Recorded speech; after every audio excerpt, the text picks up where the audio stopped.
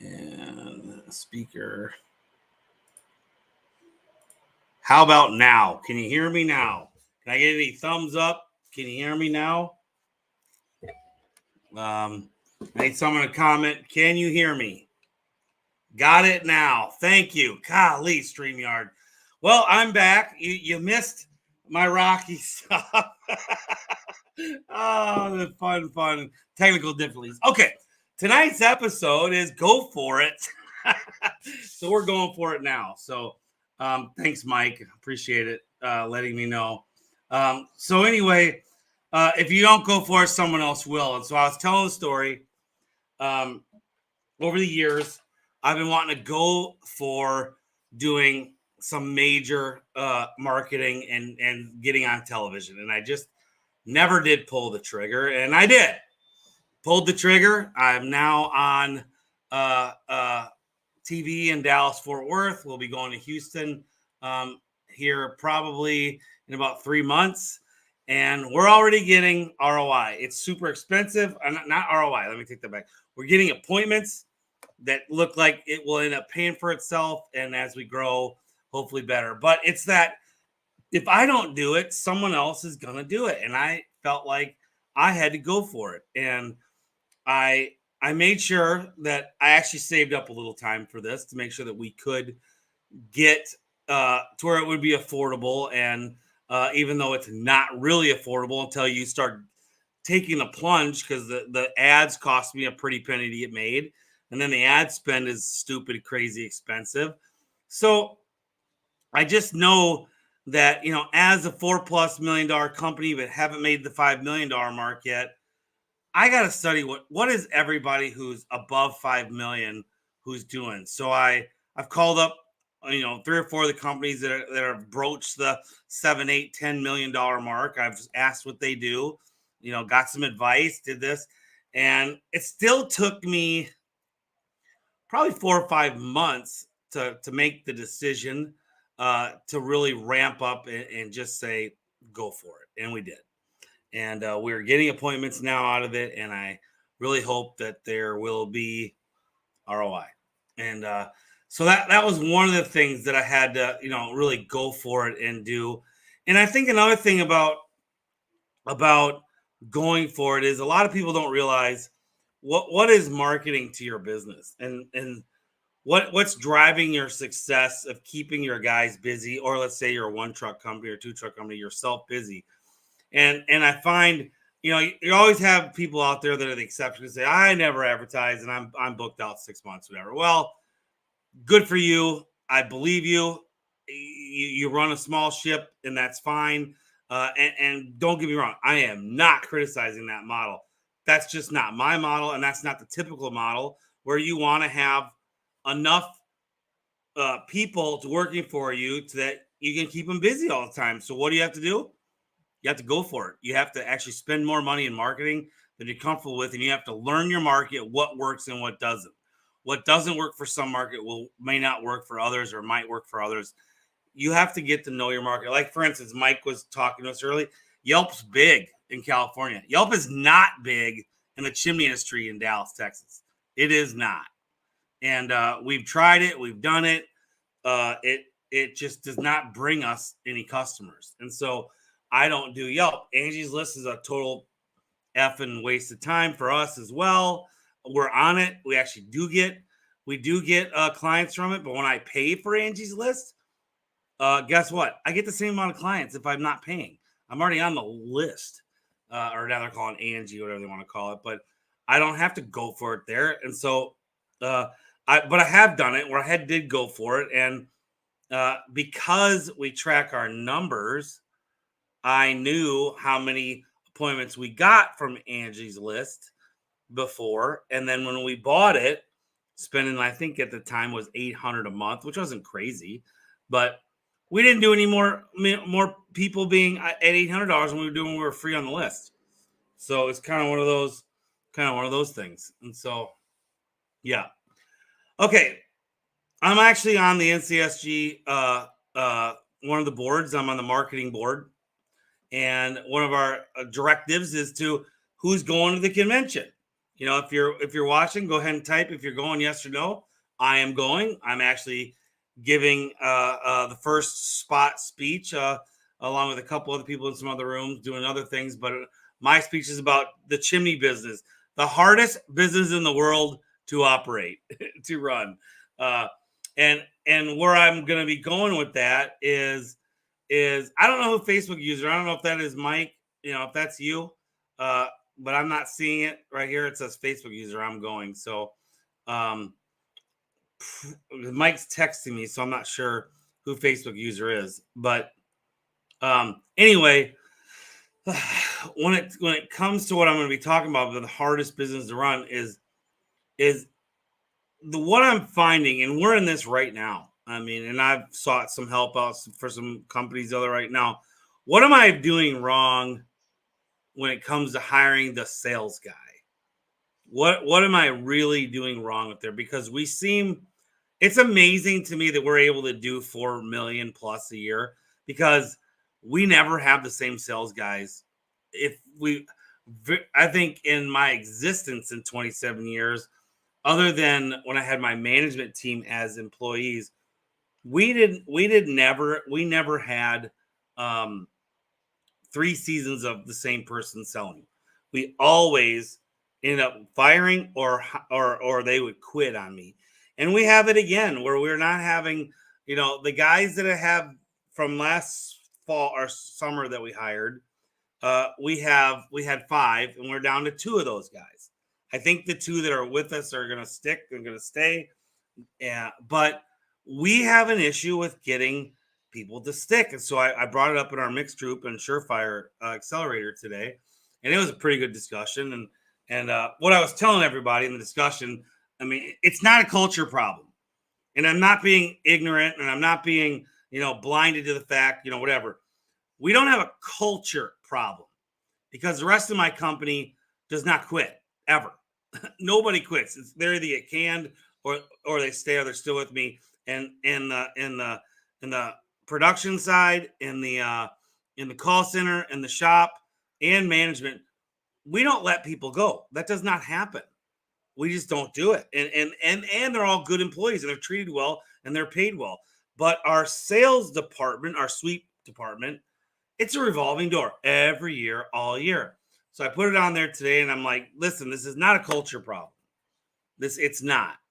Now, and I talked to a couple other business owners today outside of the thing. And I think I have come, and my first question was, listen, it's not a culture problem. But what I do think it is, should we have more than one person as a crew, as a team member, as a team? Should we have sales teams, 2 guys in a truck going out to do the sweeps and estimates instead of 1? And I brought it up to a couple of the businesses. I brought it up to some other people, and it was pretty much almost 100% deal that's a good idea to do. Now, I never was a 2-man crew, but I will tell you, when I was training somebody and I had that extra person helping with the ladder, extra person helping with taking the photos, extra person with doing whatever while I'm talking to the client, it's pretty smooth. It's really, really, I do think I was a little bit more maybe effective when I did have someone with me. So chime in here. What do you guys think? I mean, do you guys run 2-man sales crews or just 1? What do you think about it? Go ahead and type up what your responses here. I'm super curious to see what other people are doing. My epiphany here, and it's okay. Here we go. So I got on Facebook. Nick Guy says I'm going. Katie, whoop, there it is. Jesse, yes, got it now. Okay, good. So that was Jesse. So yeah, thanks guys for showing up and supporting me. But anyway, what do you guys do? Do you have more than 1 guy in a truck showing up to do sweeps and inspections? And I'm curious to see how other people are doing in the industry with it, because I'm considering on changing it. Now, when I brought it up to my management today, it seemed to be, started out kind of a negative response I got. Well, what about this? What about training and hiring? And I'm like, whoa. Let's not make this negative. Let's see if it's solving the issue first. And all the stuff that you're bringing up that could be negative, let's brush that to the side. That's all minor problems if we choose to go this direction. And so I want to know, are we going to benefit, you think, if we added a person to that truck sales wise? I mean, obviously they have to sell more. I mean, because they have to pay for that person. Because I'm not going to all of a sudden just give people stuff to make people's lives easier just to see if it works. I want to make sure that if production wise, I mean, we're only talking, let's just say 1,000 more a person a week to do it, right? After you pay for everything else to be a helper. So, I mean, but you are looking at, if you have 5 sales guys, it's $5,000 more a week. You better get $5,000 more sales out of the combined of the 5 salespeople, which to me, one of them catches fire, sells it. It shouldn't be a big issue. I mean, 5,000 is a lot, but this is where I talk about, are you going to go for it? Are you going to do it? We're going to study. We're having a manager's meeting at my house Friday afternoon, and we're going to outweigh and look at some stuff and see if that is something that we're going to consider of having 2-man crews. Is it going to help keep people with us longer? And so there might be a burnout scenario with guys working in, at least in Dallas, Texas, with it being hot. Now, I've talked to other companies and in Texas, they don't have an issue like this. So, I mean, we're really trying to evaluate, well, maybe we are not culturally, however, accountability wise, our accountability to our sales department is pretty high. It's pretty in depth. It's a lot of processes that they have to do. It's a lot of crossing their T's and dotting their I's and recording with Xero versus we don't do Rilla, we do Xero. I mean, there's a lot of process that they have to do, and we're on them pretty constantly to be doing it. We're constantly training. We're giving to these people by doing all this, but it seems to be, I don't know, 8 months to 16 months to 18 months, the guys all quit. They either go start their own business, they quit to go do something else, or we fire, or something not mentioned today and Accelerator thing is, or I'll fire them. Their numbers just aren't that good. I mean, and so, or the numbers are good, but they're not doing some major things we need to have done that could cost me lawsuits in the future. By not getting pictures of stuff and not getting on the roof. I mean, I can't imagine selling and not getting on the roof, having someone with you at least be able to get on the roof to take the images, pictures, measurements, and all that kind of stuff. So, yeah. So going for it for me is I'm really considering on having 2 trucks. I'm getting more people watching. Please put in the comments, do your sweeps have more than 1 truck person in their truck? Or, I mean, even if you're an Eat What You Kill company, do you have more than 1 person in your truck? I'd like to hear some comments on this and see some comments on this to see where you guys are at, and to see how good of an idea is this. And so that's where we're at. I want to see. So here we go. No, but I like the idea. I'm assuming that's an idea. And so, and I don't know who that is because no, it's Bill Peterson. Okay, I see it. I guess when I was out selling, like I said earlier, I enjoyed when I was training someone because it did seem the job was easier. And I do think the client responds better than just having one guy hustle up and down, doing everything. I mean, I think that I talked to my wife about it today. What does she feel like when we get our carpets cleaned or when servicemen show up to the house? How does she feel if it's 1 person versus 2? And she kind of confirmed to me that she did like when it was 2 people, 1 guy on point, another guy helping, but she kind of liked it on a comfortable level as well. And of course, with us, keeping everybody comfortable for typically larger sales than less than $1,000 sale of a carpet cleaning. But I'm just saying, it gives you a little bit, maybe second level credibility to be able to afford a second person and to help out. I don't know. I mean, playing the psychology of sales. I mean, I'm trying to get up everything I can do to get these guys to stay tenured, to make it. I mean, how many guys? I mean, think about this. This is at least my experience. I can take a guy who has a little bit of something to sales. As long as he'll climb on roofs and climb on ladders, I can train this guy to make over $100,000 a year, and literally, the guy's probably never made more than 50. Yet I can't keep him in. I can't keep him employed. It's just it blows my mind. And another thing is, they have the opportunity, if they stayed with us as they grow in the talent, to make 150 to $200,000 as they keep growing with this company.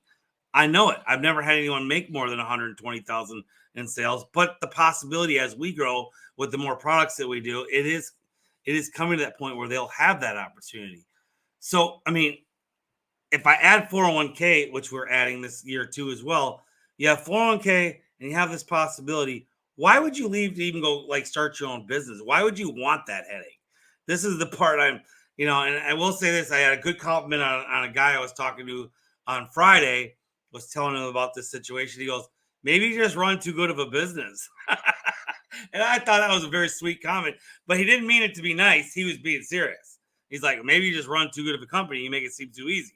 And yeah, I mean, I know some people who used to work for me who just went out of business. It happens. And so here we go. Here's a long one. Let's read it. Let's see that's Nick. This is Nick Guy.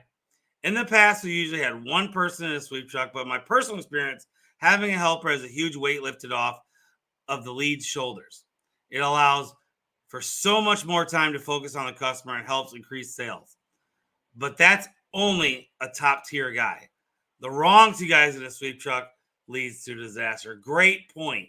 And that got brought up today as well, Nick. With my management team is, you could be breeding toxicity with these two guys and go that. So how we're combating the toxicity, at least, we are training. No more of our guys out in the field now are training anybody. We are only having managers now train until they're released. And we haven't done the helper thing yet, so I don't know. We're just looking at to have that happen. But when we do that, we may put into that helper. We're going to try to hire helpers that are apprentices, that if the guy calls in sick or quits or we fire them, can jump into that truck, stay, and we don't lose a beat. And then he becomes the lead if he's hopefully ready. And then we go get him a helper. But we want to try to have this thing to where it's nonstop, but we want to really get tenured sweep people and trying to make it to where the whole system is that they're winning. I mean, I don't know of how many business owners, and I know our industry is good at this, but I mean, I'm actively seeking to make my employees better. I'm actively trying to make their paychecks bigger. I mean, there's just not that many businesses out there that are really thriving that really try that, or really as part of their focus is to try to make their employees better. You don't see it. And we're fortunate company or niche that we do try to better our employees. And it just blows me away that we've been in this conundrum of just complete, people, coming in, even the ones that do well. Most of the people that come and work for me and then they quit to go do their own thing, they fail. Most of them do. If they don't, they stay very small and they stick around in the 1-2 truck thing and stay there. They live there. And it just is what it is. We may make it look easy, but it's not easy running $1 million plus company and getting there. I mean, you've heard other people say, it's easy to get to run to $1 million. I think that used to be true. I don't think it's as easy true anymore just to go build $1 million company and then go beyond. I don't think it's as easy as it used to be. I do think it's much harder. Now, our industry kind of makes it a little bit easier because we have so much support and all that, but it's still not. You still got to have the right mindset. You still got to show up every day. You got to do it every day. You got to be that guy every day. It's just crazy. So let me sit here. Let me see who this is. This is Bill. Bill Peterson, Dr. Sweep up in Michigan. On average, do you find guys that leave are usually under or over 40? I've noticed it seems to be always the younger guys. No, my guys are 40-esque. So they're all 40-esque. And so any guys younger than 40, I have not had a problem leaving. We've generally terminated those guys. And so but like I'm giving the class at NCSG, it is the hardest business in the world to train. Why? And I've said this on Chad previously, and I'm going to say it again at NCSG in my class. We're not your typical easy business to operate. Why? Because the learning curve is not 2 weeks. And even though if you want to go become a plumber or an AC, you still have to apprentice under so long, and it's longer. But there's so many companies you can go work for and get that, where there's not that many chimney companies out there, even if you're on the East Coast, that's gonna nurture you until you're fully accredited, you know everything, and you can do everything, and blah blah blah, and you become a master, right? With us, like, you just can't just go in 2 weeks train somebody and they know everything about your business. I mean, Garage Doors is a perfect example. I mean, Tommy Mello takes people at his training facility in Arizona. They spend 2 to 3 weeks. I think it's 2.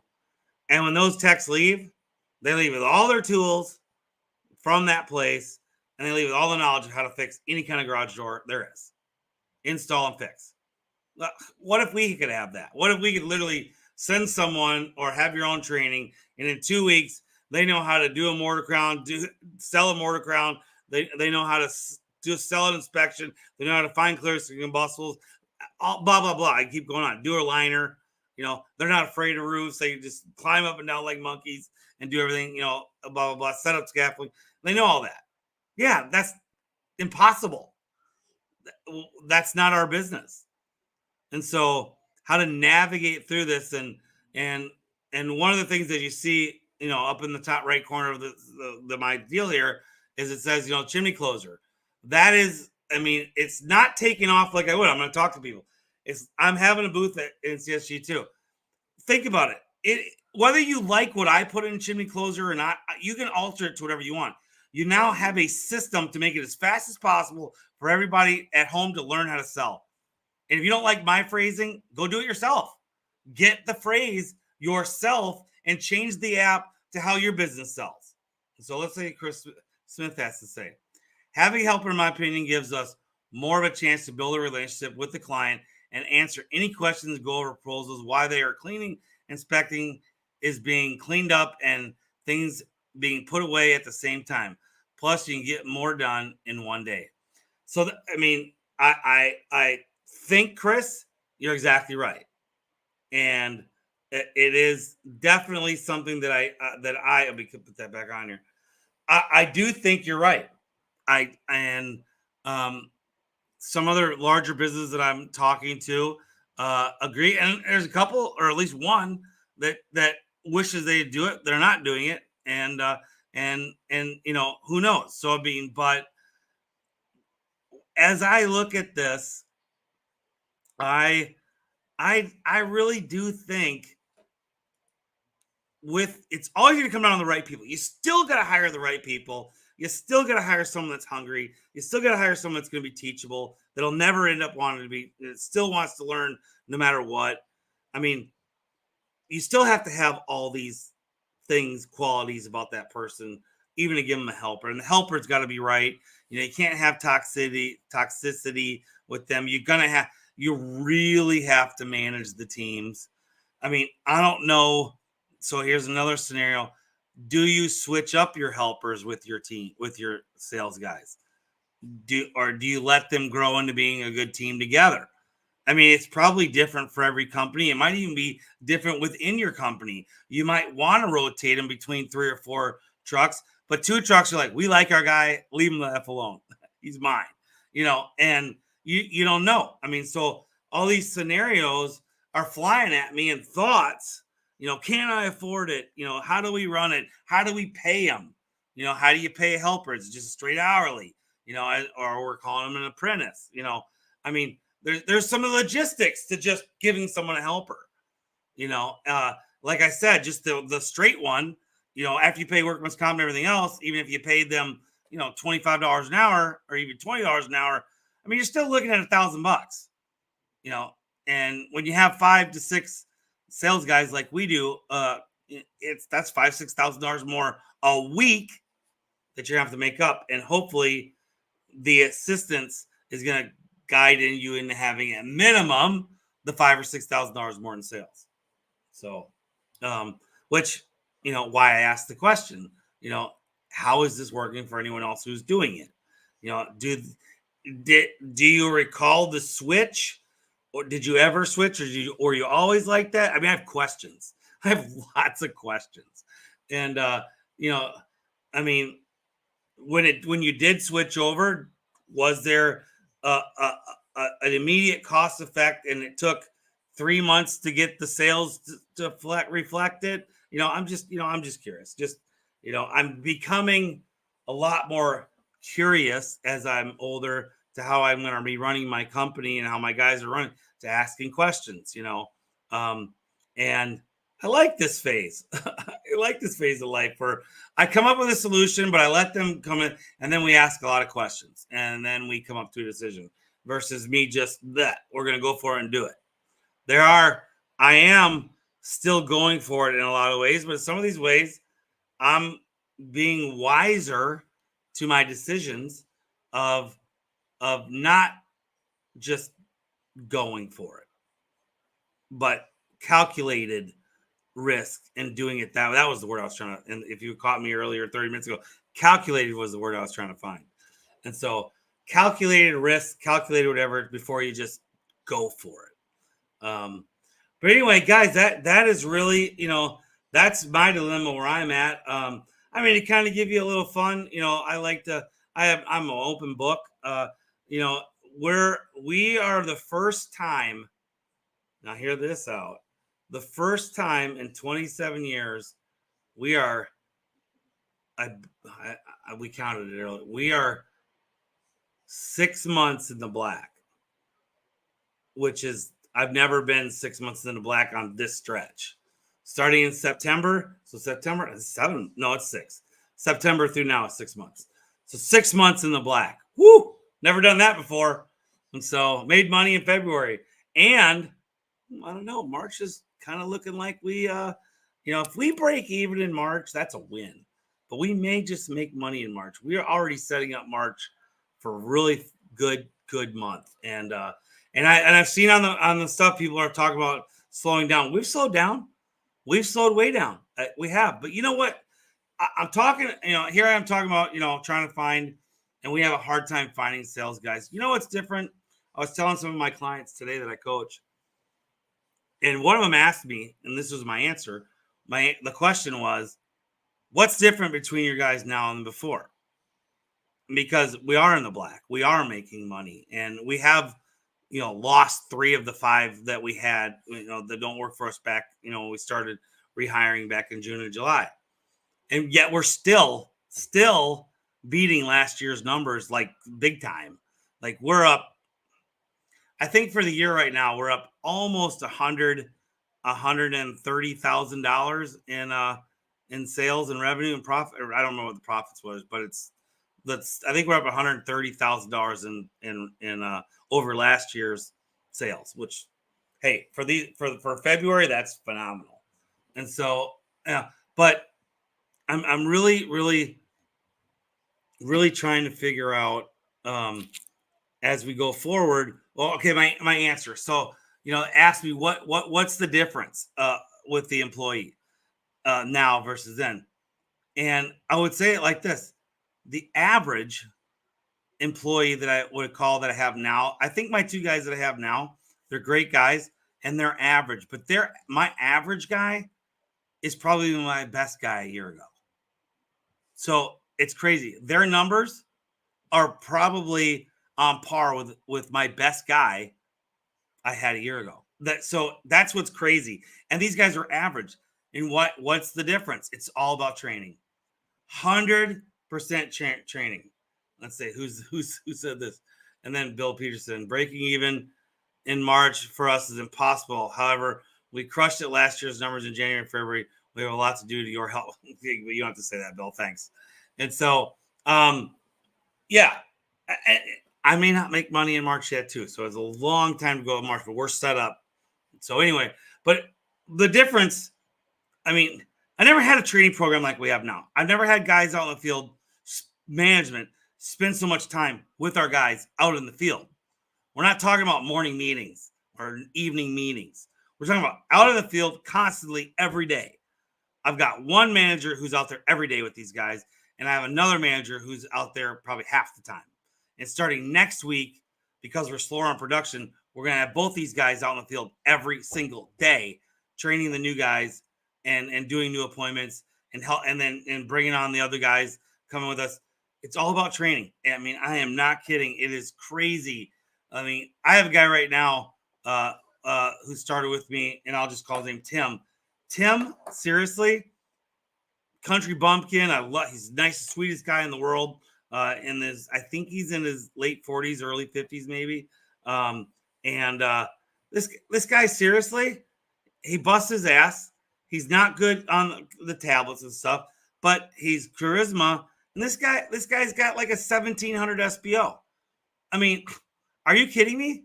To work for me literally since June and has a 1700 SPO, and he tries his ass off, shows up every single day. I mean, he can't get better than that. I mean, he'll get better as we go, and hopefully, if we give him a helper, his weaknesses, tablet wise, we give him a helper. We can give him a guy in his 20s, maybe early 30s, who's tablet crazy, friendly, which probably will happen, and help out with some of this stuff. And so, yeah, I mean, I'm happy with something, but our tenure of that needs to change. So anyway, go for it. So let's get into some go for it scenarios. One thing to go for it is, as you slow down, is spend your time wisely, train. And everyone talks about train and clean stuff up. By now, you've probably slowed down enough where you've already done that. So really, what are you going to do while you're waiting? Still train and process, but get out there and do some guerrilla marketing, man. Go out there and throw door hangers, specialized door hangers. Make sure that when you're at a client's house, ask for a referral. I mean, whatever you can do. Do you know anyone else who likes your fireplace or loves fireplaces? And can I have their number? I mean, it's so funny. Successful people will do this. There was a show on how to make a millionaire or whatever. I forget what it's called. I think it was on MSNBC or something. Grant Cardone was on it, and he was supposed to got dropped off in the middle of I think it was Phoenix, or I don't remember where it was. And he I think he had no money. He wasn't able to use his contacts. He wasn't able to do any of this stuff. He had to literally start and go and see how much money that they could make. And they did it with 4 or 5 millionaires. I don't know. If anyone knows the name of the show, go ahead and put it on there. But he was, and I never watched the last episodes to see how far they got, but I'm pretty sure that they did it. And you know what they did is they hustled their ass off. They went for go for it all the time. And that's where I see a lot of differences, in even business owners. I've coached, I think now I coached 75 chimney companies, and I'm at somewhere another 75. Yeah, pretty close 50-50 to other industry people, companies outside of the chimney industry now. And I'll tell you, and most of these people live in the $1 to $2 million spot. And I was actually talking to Nick today about this, and Nick doesn't really fall in this category, but I will say, there are times that, I look at other people and I'm like, one of the difference between a lot of these companies that are, 5 million plus is is being obsessed with whatever needs to be fixed and just being totally obsessed. And I'll tell you a story. So I went and visit Mike Fazy a year and a half ago, not this past September, the September before. And I'm there, and they had a huge hiring problem, and they had lost a bunch of people, and I don't even remember why, what happened, the company, but they were in hardcore obsessed mode with hiring people. And I was there for 4 days, and other than we went to Alcatraz and visited Alcatraz, like on the drive to San Francisco, Mike and Shannon were obsessed with talking to people. We talked in between too, but they're obsessed with talking to people back, looking at resumes while she was in the back seat and talking to Mike and I. And it was a complete obsession of them. And I think they spent like 3 weeks hiring, figuring out how to get the right people and all that stuff. And they filled their bucket of clients, I think, in like a month. And they needed like a lot. And they did it. It was amazing between the call center and it was just, you watch someone just be obsessed with getting the task done, and that's where a lot of business owners who don't break the $2 million mark, they're not obsessed with getting it done. You have to hit another gear to push through 2 million. You have to hit a gear that you haven't found. You had that gear when you were trying to push to 1 million. But then it seems like where a lot of people fail is from the 1 to 2 million because they get lazy. And I don't even know if lazy is the right word. You get complacent. You just worked your ass off for a few years, and you're just trying to find your stride to how you're going to build through it. So lazy is not the right word. That is incorrect. It's just that you start also recognizing that you probably hired the wrong people, and now you got to try to find the right people to replace the wrong people. You have to learn how to be a better company at 2 million versus what you were at 1 million. It's tough. I mean, I know Stoner says it's the toughest thing to do is to go through that plateau. And it's very, very certainly true of breaking, the $2 million mark. And I'm here trying to break the $5 million mark. And we've been stuck at 5 million for, I believe, 4 or 5 years now.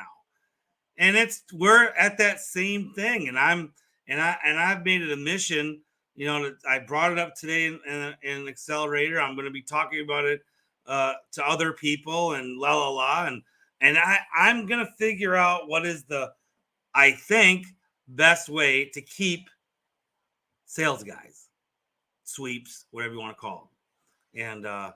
And whatever we can do for that is my mission in my business, to have whoever works 2024 fall is still with me in 25. That is my goal. And so that is my sole master services goal, other than profits, and they're hitting profits. So anyway, that is the go for it scenario. And so, all right, so we've had a little bit of fun tonight and talk a little bit about it. Let's see here. Let me see if I'm going to kind of schmooze a little bit. Let's look at some hot topics on here. So kind of go through the chimney world right now. I'm on another screen up here looking. Scott Scraper says, happy Friday sweeps. Breathable, the painting chimney. We'll move on. There's another one about something else. Mark always beats me to the let's welcome to our new members. He always gets that post before I do. And I've actually been trying to beat him to it, but he's done that. I'm actually going to say, welcome here to, anyway, welcome.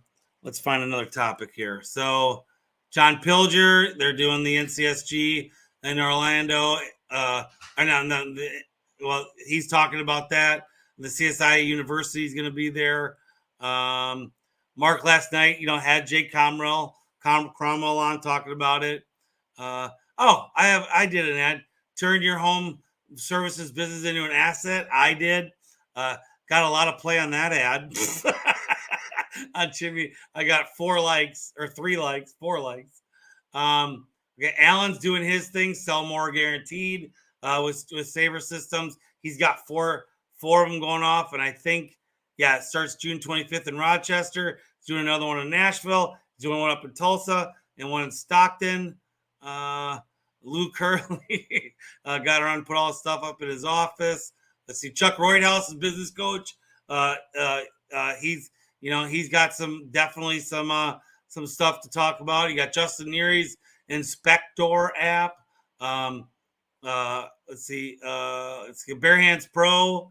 That is Mike's app. Let's see here. Anyway, let's see here more about that. I'm trying to find something interesting to really talk about. What does everyone use for workers' comp? We're having terrible luck getting coverage. Huh. Depends on what state you're on. I know New York is a rough one to get. Then you got Rilla. Alan Rush talks about Rilla, and we're on Zero. If any one small company wants to record you guys on the field, you can either go to Alan or me. I can put you on Zero. Alan can put you on Rilla, and everybody talks highly of it. We are not yet having success with it yet, but that's more of our guys. Let's see here. What else? Yeah. Anyway, so let's talk about springtime. Waterproofing. I don't know. I think I'm the first guy to really bring up bundling and packages. To help you guys streamline, if you haven't heard of bundling or packages, I actually package a full mount cap, full coverage cap, waterproofing, mortar crown, wash, overlay, crown coat, and a flash seal all in one line item. One click, you can adjust the price. We don't itemize the price anymore. We've already done all the pricing. And with that bundle, we have different size bundles for the height and the width and the dimensions of the chimney. So if the chimney's 13 square feet and a 1-story, we have a bundle for that. If it's 18 square feet and 2 stories, we have a bundle for that. It's a one-click deal. If you want to change the price, you can. But if you don't want to do the mortar crown wash because it's already good to wash, you don't even have to adjust the price. Just go in there and edit and just take the wash off. If you want to adjust the price, go right ahead. But I like it because, some of our pricing is on, and some of it, we want to make it to where, it is a one sale situation, line item deal, and then do that. So I know a lot of companies that I've helped out to do it. It makes it so fast, more efficient out in the field instead of having to click all those things, adjust prices. It's just super fast to do that. We've also done that with Chase rip and replacements and Chase rebuilds. We've got those bundles already done in our thing. And eventually we're going to start adding a high efficiency gas inserts in there too for a full turnover. Now the labor changes a little bit on some of that stuff. So like if you're going to do a high efficiency insert, you're going to pick the model. You're going to have all that. You're going to have all the video link in there. Ours, you can actually click it when you send it to them. They have the link and they can click it right from their estimate. But the labor might change because maybe they're doing stone versus tile. Maybe they're doing an exotic tile. Maybe it's only a mantle down remodel, or maybe it's to the ceiling remodel. That stuff, all you have to change, just that one little thing real quick, just change the number. And so it makes it so much easier than line item by line item by line item by line item, and then adjusting the price. And so the one item estimate is so much easier to work on. And we're not completely one line item because we still do a lot of the different things that we'll do, but trying to make it as less line items as possible. And then it's the explaining of the job that makes it, so what do you want to call it? Beneficial to showing the value of the job. So yeah. But guys, that tonight is really where I wanted to go and get on, just going for it. I'm going to end, I think, a couple of minutes early tonight. It's been a slow night. And so I need to get some people back on here to help me talk and start inviting some guests and doing that. I've been a little lazy at that because, guys, I'm running 3-4 companies and it's busy. And so My marketing company is doing very well. Chimney Closer is got. I mean, I've got 12 or 13 companies on it. I just wish I could have 100 companies on it, because I know how beneficial it is. I mean, you have a documented sales process that you never have to retrain somebody else to give them the information. It's there. Once you have Chimney Closer, you have your sales process documented, and they get to practice live with AI, and the AI is getting smarter every day. Matter of fact, I called the bitch at my company that designed it that they need to dumb the AI down. And I have a ticket in there right now before NCSG. The AI is getting a little smart. And I want it to get a little stupider because it's asking a lot of chimney questions after to get the close. And I don't want it to ask these questions. I want it to be more like a realistic. And it's getting a little bit crazy. It's been kind of funny. Last night I went to play role play and it asked me 40 freaking questions. I'm like, no. We did, and I got a ticket in for that, so it's kind of funny. But the marketing company is doing super well too. My daughter's running that, and it is doing very well. So guys, on that end, I am going to go chill out. Tomorrow I have to get up super early, go up to my cabin in the rain. It's going to be raining like crazy, and meet the electric company to finalize how we're going to be doing our electric to our cabin, which is super exciting. And so, but other than that, guys, thank you very much. That's going to be our show tonight, and I will see you next week.